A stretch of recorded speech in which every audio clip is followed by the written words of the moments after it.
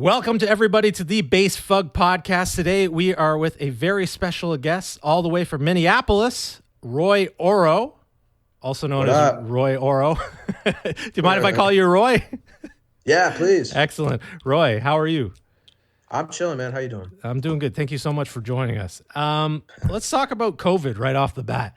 I hear that you have some exciting COVID stories to tell. You want to just go through this? And because for a lot of people, it hasn't been a journey. It's been more of a trapped in a cage.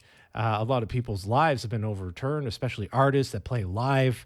It affects their networking capabilities. Some people are getting depressed. It sounds like you had a bit of an adventure with COVID. Yeah, absolutely. Well, I will say I'm just as depressed as everyone else. You know what I'm saying? Yeah. Capitalism is real. You know, the boot is on our neck and it sucks. Yeah. But so last year, I'm from Seattle. I'd been hustling. My main hustle was pedicabbing, which is like those bike taxis. Basically, you work events like sporting events or music events, and you bike people around. And that was my main hustle. And that was like good money, cash in hand. And I'd saved up money. Finally, I was ready to go to LA. I moved to LA. My blog is popping. I run this blog called Trap Metal Updates. I've recently stepped away. But for the past few years, I've been running Trap Metal Updates, and I was ready to go. You know, I had 2 hours of music saved up, of my own music. I had connections all over this subgenre that I was the first person to start a blog in trap metal. And I was ready to go. In LA, it was hard at first, but by March, I had found a job delivering weed, good money, good pay. I had interviews lined up. I had shows in the works. You know, I was ready to go, man. This has been a journey, this whole music thing. And like, in my head, I even said, I was like, finally, I'm going to catch a break this year. I was planning to go to Coachella to do pedicabbing, easily $10,000-$15,000 gig. You know, I was ready to go. I was like, fuck yeah, I fucking paid my dues and ready to go. But then March 10th, and everything is like, yeah, COVID's hitting the United States. Animal Crossing comes out, shakes the world out. Yeah. Yeah. And I first saw, it was like a weird decision because I'd been planning on being in LA at least on and off, especially for that past year. I really focused in. And it was just like, yo, everything's gonna shut down. I left the day before everything in LA closed. And everything was gonna shut down. And it was like, I moved to LA. I have friends there and everything, and it's great. But I moved there for the live shows and for the in-person networking. And I got a lot done in 2 months. I tell you, way more than I got done in Seattle in 6 months. You know what I'm saying? So got a lot of shit done. But yeah, I hadn't had a permanent place yet. And honestly, I saw Joe Biden had just won the race Primaries. And I was like, oh, we're screwed. Like there's no hope. They screwed Bernie. We're done. So me and my girlfriend moved to her parents' house in Chicago. I live in the basement there for a bit. I'm doing whatever and just trying to live life. And I lived in downtown Chicago for a sec. And then a few friends of mine knew these people up in Homer, Alaska. Beautiful place. I recommend everyone go to Alaska at one point in their lives if they can. But they had this like big property. They were about to lease this big property, friends of friends.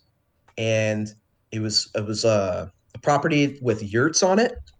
What's a yurt? A yurt is like a structure. I think it's originally from Mongolia, but it's a structure. It's like round with like a pointed top. Oh, and it's like a hut? It's kind of like a hut. Yeah, it's a little fancier. Genghis Khan used to travel around with gold yurts with his band of barbarians. That's crazy. Yeah, absolutely. And created the largest contingent land empire in history. I've been watching a lot of history docs recently. Nice. Okay. So, and it was also this like big like garage on it. So the idea was like, at least I thought the idea was we were going to come together. We were going to like maybe like start a restaurant of sorts. where it was like a COVID safe kind of thing. We're in Alaska, you know. Um, What do you mean COVID and safe? well, it was like this big like garage. Oh, okay, I got you. I understand. So you Yeah, could so like like you could distance or space something. people out and Yeah, be okay. yeah. It was big outdoors, really beautiful, man. I mean, it was really awesome. It's a great experience overall, Hmm. but unfortunately, it just didn't work out. You know, the people that were living there, they weren't actually really about like the collectivizing of like our resources so that we could live for like super cheap. Was kind of the idea that I had presented to the people there. Hmm. But I mean, you know, these hippies, man, you know, they drank and smoked and Hmm. but we had a great time. I mean, we did hiking, we did some recreational substances that brought us closer to God. You know Oh, what I'm really? saying? Okay. I got a dog, and my dog's here now. She's trying to sleep on the couch, and yeah, so that was a good time. Um, some hardships, but eventually we left, and I moved to Minneapolis. And just so everyone knows, I drove from Chicago to Alaska by myself, Oh, and wow. and back. And honestly, it's like the greatest. It's like one of the greatest road trips I've ever been on. It was absolutely amazing and beautiful. Especially the way down. I went through the northern Rockies, through northern British Oh, Columbia, and then wow. went down. Yeah. And That's like there's like every buffalo, that's like and every it was computer just back amazing, man. that's like every computer Rainbows, wallpaper. dude. It was like the Garden Eden. It's Yeah. crazy. So Yeah. now I'm in Minneapolis, and yeah, basically just locked down. Well, at least you were Not able doing to much, man. it's at least you were able to go out and live a little. I mean, now people are under curfew and I'm sure they would wish for even 10% of that, right? Oh yeah, no, I mean, yeah, but my life has always been like that. I've like the year before I was living in New Jersey, and then I had to leave because my roommate robbed me. Hmm. And then he was another guy in the trap metal community. You know, fuck that guy, but much love to him. Can I interrupt you for Poverty a second? sucks, so I understand. I just want to It interrupt wasn't you. malicious. Roy, I just want to interrupt you for a second. It's Yeah, funny. yeah. One of my questions was I noticed that in a lot of your music, you have a lot of passion and you're singing. And I wanted to kind of tap into that, but I don't Yeah. even think I really need to ask that question anymore because you seem like you're such a free spirit and you're living life to the fullest of your abilities when everyone's sort of just kind of sitting at home and rewatching The Office for the 20th time, working I from home or rewatched The whatever. Office, Yeah, just so you know. I yeah, rewatched it too. but still, it sounds like you're going on all these adventures, and you sound like the kind of person that is no stranger to adventure. I guess that sounds a cliche to say. So I'm wondering. This passion to just move and travel and be free that to me that seems like it reflects in your music a lot. Absolutely. No, I totally feel that. Yeah, I guess it does. I with my music, I come from a like a progressive metal background. I played jazz band when I Mm, was a kid. I started playing drums when I was 10. I was writing lyrics at the same time too. mm, I'd say I'm a better lyric writer than a drummer. mm, I haven't been able to practice. You know, when you're poor, you don't have space, yeah. so there's no space for drums. But so I've been doing that a long time, and just like the freedom of like progressive music and the freedom of jazz, and it's especially in its purest form, um, has really like I want to bring that into hip hop, and yeah, yeah, that's why it sounds the way it does. That's why it's unique. Let's talk about Um, the history of with you and music and sort of your childhood memories, your first music memories, and who sort of mentored you into beginning to play jazz band and what drew you towards playing music. I think I know the answer of this one. You seem like it's another way for expression. Is that right? yeah, absolutely. I think yeah, it's a way to express myself. And it's just natural, man. I mean, I think I've been. My mother would tell me I would tap on the counters since I was a kid, Mm, and so I just naturally was drawn to drums. I think the first musicians I listened to were AC/DC and some bands that my parents listened to. Sonia Dada, great band. There was a Little Feat album I used to listen to, a few others. But when I came into my own, I think I got into like, the standards, the Audio Slave and System of a Down and that kind of stuff. And I thought that was super heavy. Hmm. But what really like awakened my musical imagination was Between the Buried and Me. And that's like a progressive metal band. For the prog metal fans, they know exactly who that is. And I think I got into them right after Colors came out, which is like their breakout album. Um, and yeah, so Between the Buried and Me, and then what got me into hip hop was Immortal Technique. Hmm. Um, I listened to his song "Dance with the Devil," and before that, I was a white kid from the burbs. I didn't understand hip hop. I just thought, oh, it's all Lil Wayne, blah blah blah, right? Then I started getting into Immortal Technique and those kind of people, and I was like, oh, this is like real. This is like, I can actually express myself here. Hmm. I was writing these songs and I was writing too many words for a rock song, Hmm. and then hip hop just allowed me to just. I used to write. I have hundreds of pages of writing, of just scribbles, my shitty handwriting, stored away in a locker somewhere. But yeah, so Immortal Technique also awakened me to um, that potential.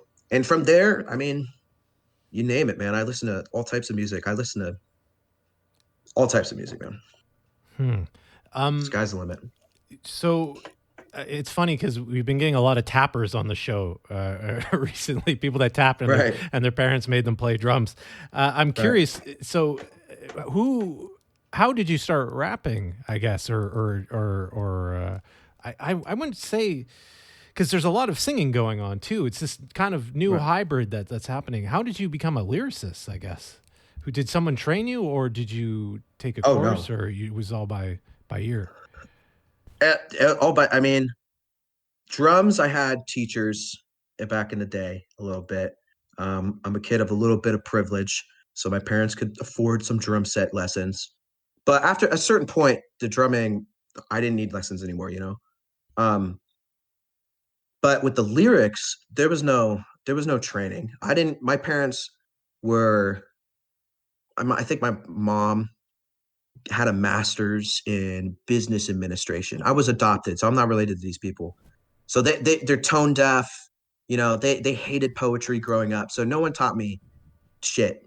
And there wasn't really writing classes. In the United States school system, I'm sure you're familiar with, it's not very robust, even in wealthier areas, so to speak. Not a very good uh, system. So yeah, I just learned it on my own, and eventually, I think I got to a point when I was like 15, 16, where I was like, oh, like I could like rap this for people. I wrote this one song.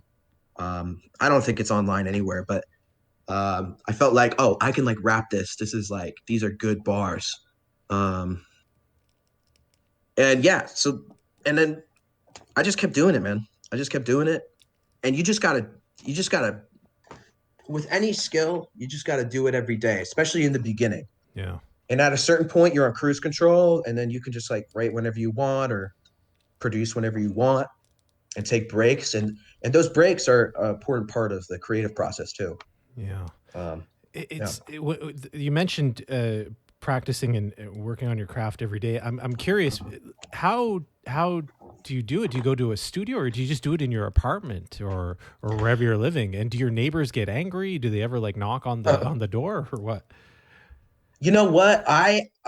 My process, I never got, because I was doing all this other stuff. I'm into like political stuff. I'm into sociology and, intellectual pursuits as well as music. So my drumming and my lyricism took precedent over me learning like certain musical skills. So I'm not very good on interfaces. Usually, what I do, for most of the music you hear Hmm. that's public now, I work with a guy named Creeps, and that's Qreepz. Great guy. I think he worked with Yes Alexander on a song. Great. He's like the dude to work with in Seattle. The guy, Jay Battle. Um, but so I work with a producer or musicians, and then we compose together. So basically, I'm like an executive producer. I take the skill set of people who are very technically competent, Hmm. and then I'm able to like give that a vision and give that a direction where we together can create something entirely new. So that's, you hear a song called Judgment. And for the listeners, give that song a listen. Judgment's like a It's mash, 3 minutes of and all at the types of that's the one at the end where sounds. it's like death metal growls vocals. Yeah. Yeah. Yeah. Yeah. And so like the people I was working with, like on their own, they would never make something like that. But together we can make something that's completely unique and like totally emotionally powerful. And with music, you know, the technical stuff, you got to have it. Yeah, I'm I like to say I'm classically trained in jazz music and big band. So I have like some rudimentary stuff in my arsenal, and you gotta have it. Unless you're a super genius, you gotta have some rudimentary music vocabulary. But it's once you get that basis, once you know the rules, in order to like you got to get in touch with like your emotional reality. Yeah. In order to like really express yourself fully, and once you know the rules and the limits, then you can break those limits. You know what I'm saying? Totally. In order to like fully express what you want to do. Yeah, Yeah, you that's kind seem, of how I see it. going back to the passion, you seem really in tune with sort of what's going on inside of yourself. I know that sounds like kind of hippie-ish or whatever, but That's cool. That's cool. but it really shows. And I'll talk about. I was going to ask you about Judgment, because that was one thing that kind of stuck out for me. Maybe this is like a common thing in the style, but I've never really heard that before, where all of a sudden it sounds like a, Cannibal Corpse for a couple of Right. bars, right? I've never really heard that. And so maybe we could talk about, is this what you were referring to as trap metal, or is that, am I off?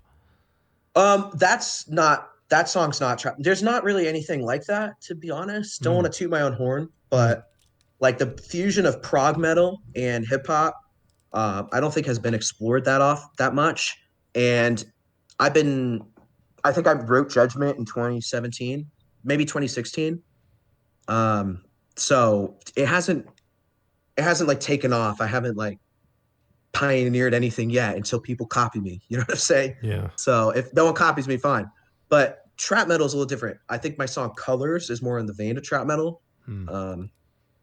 But yeah, trap metal is more like, it's a trap beat with hard lyrics, basically.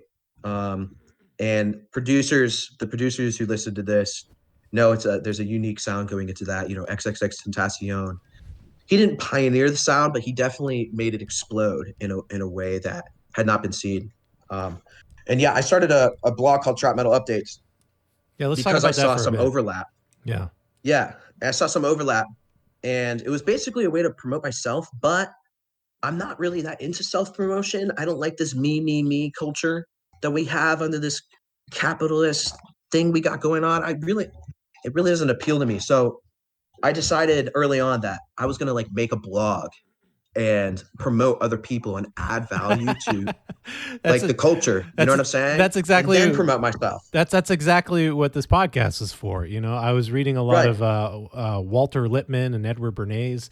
I'm not sure if you're familiar with them. And Yeah, of course. and I realized, I was like, man, all the shit that I like that was on MTV, Much Music or whatever, it was just Geffen Records. It was just David Geffen giving someone $1 million to put some band on the cover of their shitty magazine. Like, why can't I just make my own magazines to promote my friends and cool underground people? So Yeah. that's why I sort of laugh, because it seems like we have the same sort of mission. Yeah, and that's the same thing. I mean, I was trying to promote myself, and I would like hit up these marketing people and really go hard, and then everybody's charging all this money. Yeah. Payola hasn't gone away. Like, Yeah. forget it. It's a little more accessible now, but you still got to pay to play, which is unfortunate. So, and I was just like, there's this one time I think I emailed these promoters in Seattle, and they were like, "Oh, we'll write you an article, and it's $150." And I was like, "Fuck this, dude! Like, whatever." And I just started on my own. Yeah. At the time, I was living in a box truck, like, because I was too broke to live in an apartment. So I was living in a FedEx truck, like outside of this bike shop, and that's when I started Trap Metal Updates. So I was like just made it on Instagram real quick. And I was like, and I thought at the time, I was like, this might change my life. And in the 8 months, we were doing a show in Brooklyn with Tankhead, who's a XXX Tentacion's friend. That's awesome. It's crazy awesome. that you did that in Seattle, because obviously as a Canadian we look at everything in America as like Hollywood, you know, and anything that's the all the rock stars, you know, and we all know Kurt Cobain from Seattle, but him or not him, but the bassist Chris Novoselic, whatever. He did a little stint with Jello Biafra, and they released a CD. I forget the name of it, but there's a famous quote on that CD where Jello says, the lead singer of the Dead Kennedys, he says, "You have to become the media." And it's crazy because poetically you were living in a box truck with these, you know, I'll call them out for these assholes asking for money to promote you. Oh, they're assholes. Right? Landlords are assholes. And to, you know, and you just started your own thing, and that's so awesome. Yeah. And you actually made it work. Can you give us some inspiration for other people out there to start their own podcasts, to start their own blogs? Because this is how we get out of the shit. This is everybody that thinks, you know, oh, my music sucks because I only have 2 plays on my SoundCloud. It's not because of that. It's because there's a machine that we aren't invited into, right? Oh, yeah. And you have to become that machine. What advice can you give to a new producer to just start their own stations? I think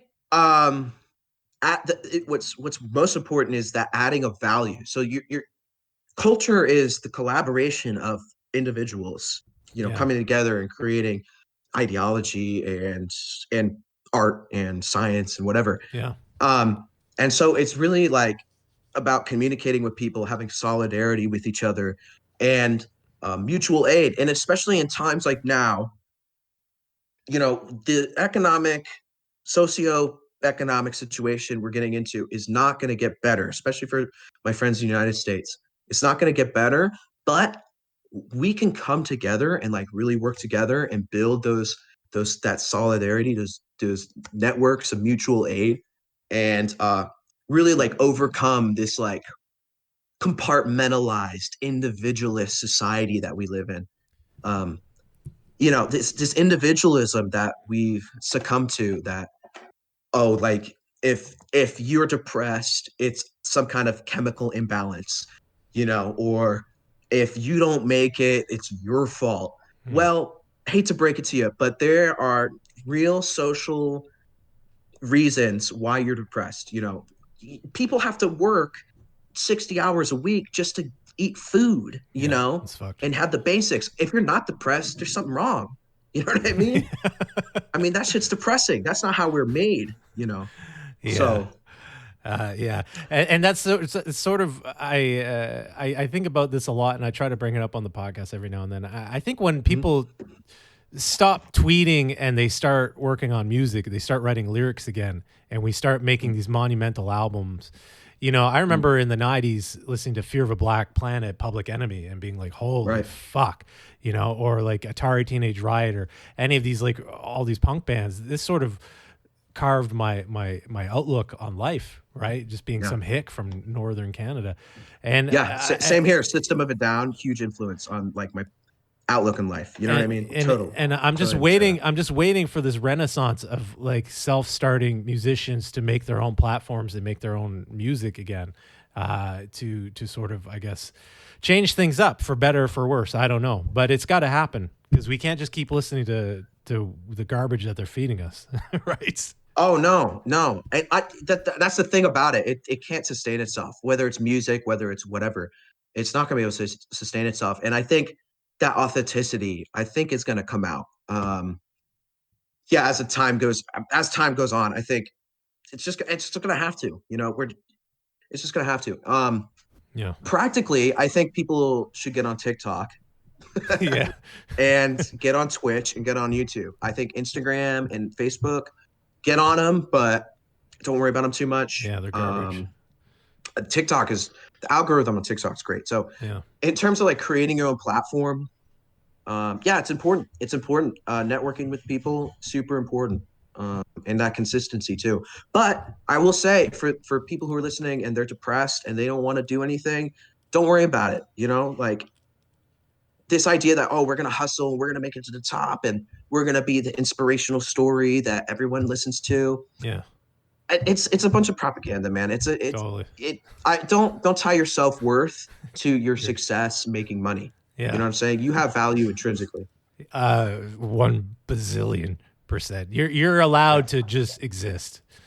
Right? Absolutely. That's Right. exactly Just you the can live point. that capybara life and just like chill in a bathtub. Let's switch gears a little bit. Let's talk about writing Mhm. lyrics. Mhm. Can you talk about your process in writing lyrics and maybe also some tips? Like, are you using just legal pads or using your phone, or do you write? I interviewed someone last week and they write their lyrics as soon as they sit down to record using a rhyme Mm. dictionary on the internet, and it just kind of really, I wasn't expecting that. What is your process? Yeah, well, any of those are great. And if someone just and in hip hop right now, this is not how I write, but I'll just say in hip hop right now, uh, people like Lil Got It or Young Thug and these kind of guys, they they freestyle a line and then they cut the lines. You know what I'm saying? So they do one bar at a time. Mm, That's a very popular technique. I'm not super fond of it because I have like a lot more to say, but for some people that's what they want to do. It's a social experience. They have their homies in the back, they say a line, and if the room likes it, then they keep the line. You know what I'm saying? oh wow. So that's like live feedback. That's something interesting in hip hop that's developed past 15 years. Um, but for me, when I started, I would just write, no music, didn't care, just write on paper. I'd write a pencil and paper. Um, because the paper, the lined paper had 32 lines, Yeah. and divide that in half, that's 16 bars. So Mm, every page was 16 bars. And that's like a standard length. And so that's kind of what I would do. But as time went on, I think I write to the music more and more. I rarely write outside of the music. I should write more, even if it's not musical or poetry. I should just write more. That's something I'm working on personally. But um, for music, yeah, I mean, I think I need to create the music first, and then I write to that, so that you know the it's got to be like part of the, the how do you vibe. say, the fabric Yeah. of the song. Like you don't want it to just be like a beat and then you rap over it. And in some cases, MF Doom style, you rap over it and that rap can go on another beat of a similar tempo, right? But for me, I want to create like an emotional experience. Yeah. So those ebbs and flows are really captured by the lyrics and the enunciation, the breath control, where I put the breath, etc. And And as for advice, I mean, just try it out. Just see what works for you. are you memorizing the lyrics? Because you're talking about people that go in and they say one bar and then they look around for validation. Are you memorizing your lines or? Generally, there's sometimes I go in the studio, I make the thing, and then I write that day. Mhm. Um, so sometimes I'm like holding the paper up. Okay. But it is better if you write in that style. It is better to memorize it so that you have more command over the way you're saying things. Yeah. So that's definitely something you should memorize it. Though I know you're not gonna. You know what I'm Yeah. saying? Because I know you're gonna hold the paper up or the phone up like what I do all the time. I I was totally understand. I was on Way It Go. There's a lot of Uh-huh. passion. There's a lot of passion on that, and I Uh-huh. was wondering when you're talking about the enunciations or and how you're saying things. It makes a lot of sense. I think that you have to really engross yourself in those lyrics in order for them to Mhm. sound authentic.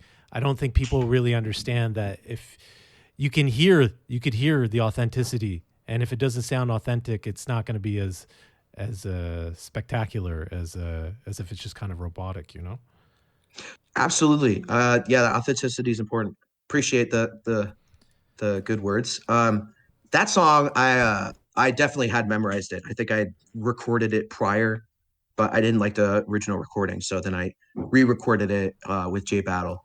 And yeah, and that's why that one sounds particularly like tight, because I knew the song bar for bar, and I just blew through that one pretty quick.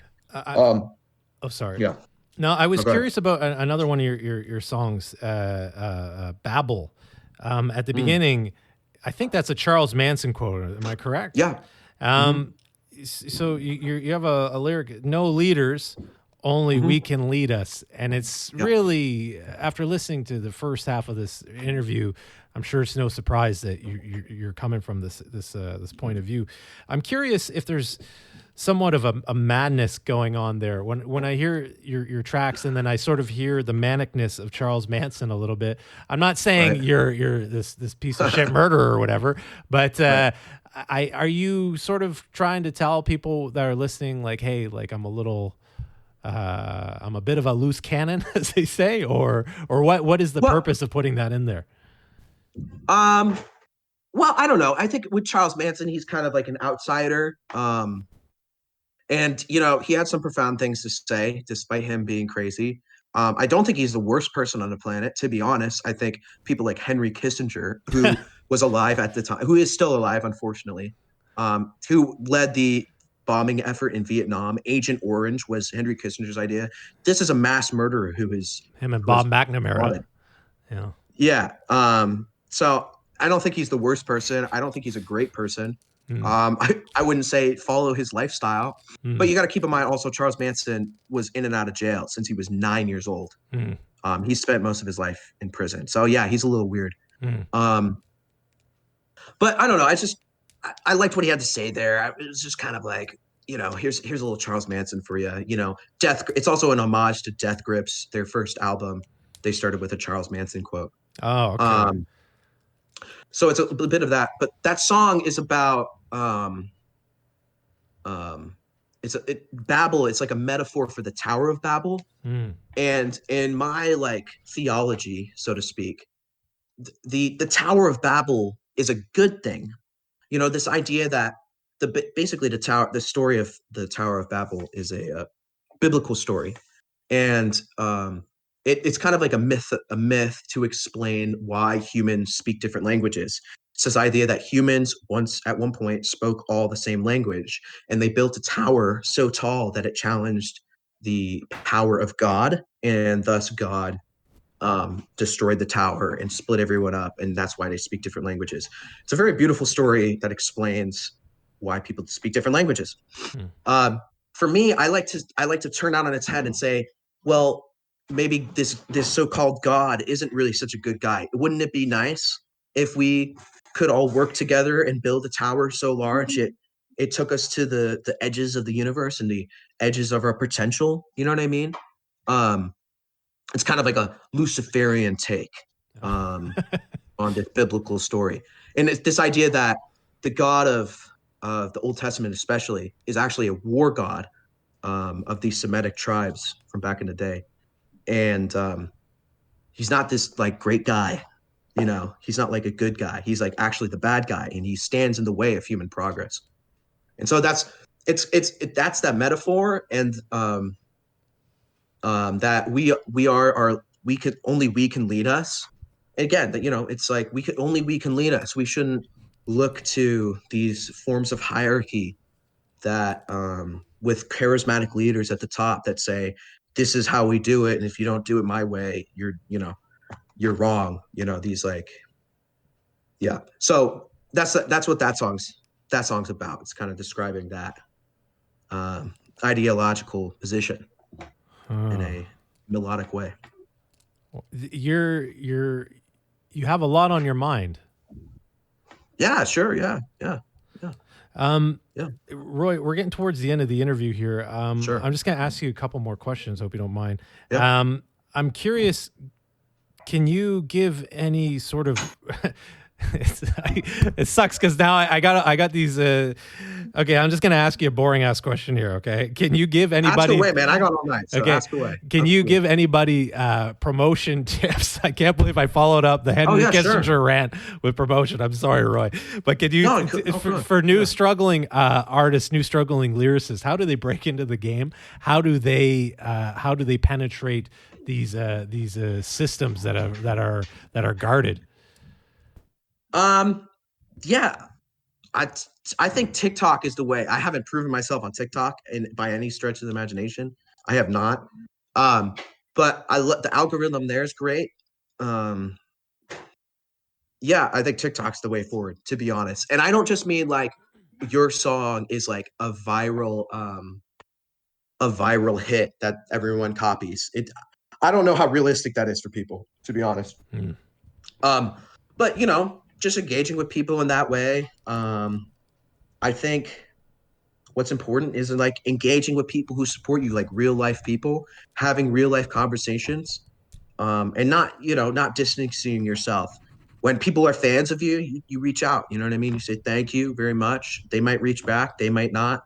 Doesn't matter. Networking with other artists is great too, but I've learned that being mad that another artist doesn't like you or you're not getting into the clique in the scene or whatever, don't worry about that. You have the internet nowadays, and once you build that base level audience, you can really take it to the next level. And I think it's especially important for artists with COVID going on. Creating like original content online is more important. There's a country artist named Sturgill Simpson, great guy.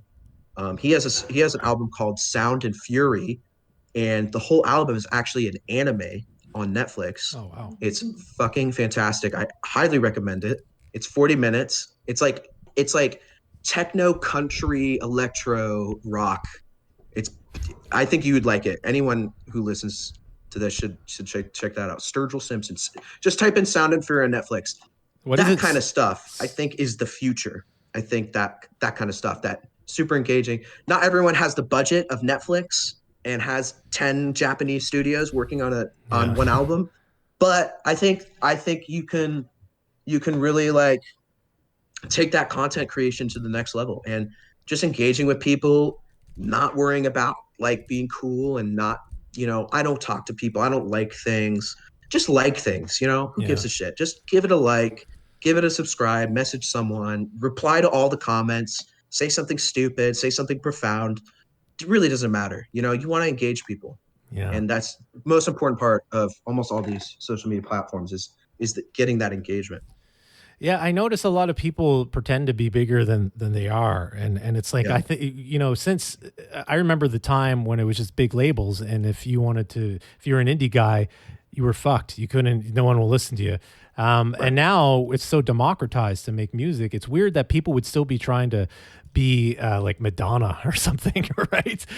You want to reach out to your fans. You want to engage, get feedback, and find out what they like and what they don't. Yeah, absolutely. I think that's just a product of individualism, this ideological individualism. Oh, I made it on my own. You hear rappers talk about this. I made it on my own. Fuck all the people who doubted me and blah, blah, blah. Like that stuff's, I don't know, man. That stuff's not that real, man.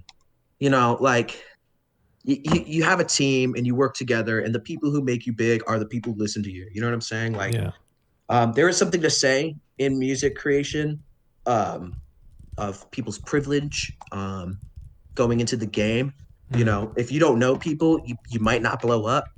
You know what I'm saying? Not everyone could be Billie Eilish, you know what I mean? And blow up at 17. You know what I'm saying? Like there's some, to get to the upper echelons, it takes some luck, it takes some privilege, and it always takes some hard work. You know what I'm saying? Yeah. So, and that's why I say again, like, don't attach yourself to your accomplishments so much. You have intrinsic value, and I've suffered from this too. I thought, oh, I'm gonna, if I don't like hustle hard, Gary V, if I'm not hustling hard, like I'm a loser. Yeah. Forget that stuff. Yeah. Jab, right hook or whatever he says. Yeah. And Sorry, anyway. no, it's true. No, it's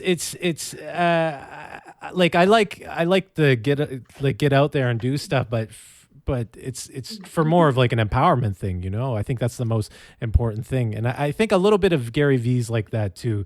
I know it's kind of like a entrepreneurship channel, but I think sometimes he does like sort of inspire people to otherwise kind of go out and at least shoot their shot, you know, against the system. I don't think he's all bad. I think that's good. I just think, I know what you mean. Yeah. I know what you mean. Where people we have some disagreements, but I do think, like having that, like that, oh, I'm gonna make it, that tricking your mind to like having positive responses to negative stuff. But I think that kind of thinking applied on a massive level isn't a good thing. Oh yeah, because then we're complacent, and then we accept the situations that we're in, and then there's no social progress, and then the individual is thus hampered, you know, without these support systems. Yeah, like people feeling guilty that they didn't become a millionaire in lockdown, right. You know, and it's like, no, like you should have just recharged your batteries, right? That's fine too. No, absolutely. That's exactly what I mean. And, you know, I want to be here to say, you know, you are awesome. You know, maybe you're an asshole, maybe you're a piece of shit, but you're awesome. Your value is there. You have value. And, important stuff. I want to end this on a light note, Roy. Cool. Can you give us the Tour de France of TikTok? Can you give us the genealogy of TikTok and sort of kind of explain it to someone who isn't really familiar with TikTok and how they could leverage that for their art? I'm just getting into TikTok, to be honest. I was big on like my social media success is mostly on Instagram. I actually don't know like the history of TikTok that much. I know it's based in China. I just know that the algorithm is good. Like I post some nonsense video and it has 500 views with like 20 followers. You know what I mean? Like on Instagram, the difference is on Instagram, it's pay to play. You know, You're on Instagram, you have to pay to reach more than 10% of your audience because Facebook limits your reach. It just does. So you can have 10,000 people, but only 1,000 people are going to watch it unless you're paying or something goes viral. Do you think that's eventually going to happen to TikTok as they get more popular? Do you think it'll turn into like lame like Facebook? It might. I mean, the goal of these companies is to become monopolies and make as much money as possible. There is no these people don't have any moral compass. Like they might as individuals, but when they're working for these companies, they don't, you know. So their goal is to squeeze profit out of these situations. So it might hopefully in the future we can have like an open source kind of like collective platform that we can all join. I like Discord. Discord's great for that. Obviously you can't like blow up on Discord necessarily, but I think it's a great way to like foster community. So if you're a musician, join a Discord, interact with people. And if you have enough people on your own thing, you have like a really unique brand. I think setting up your own Discord is super important. Yeah. Interesting. Roy, thank you so much for your time. I totally appreciate it. Is there anything you want to add? Where can we reach you? What are your socials? Yeah. Rose Gold Roy on Instagram, on most things. On Twitter, I'm Ape on a Dot. And yeah, Roy Oro. That's ROYORO. Find me on Google, you know, whichever platform you like, I'm there. Spotify is where it's at. SoundCloud for me, not so much, but give me a follow. And Instagram stories, probably where I'm most active right now. Yeah, hit me up. I'm free, man. Awesome. Thanks everybody for listening, and take care. I'm going to end the show now. 1 second.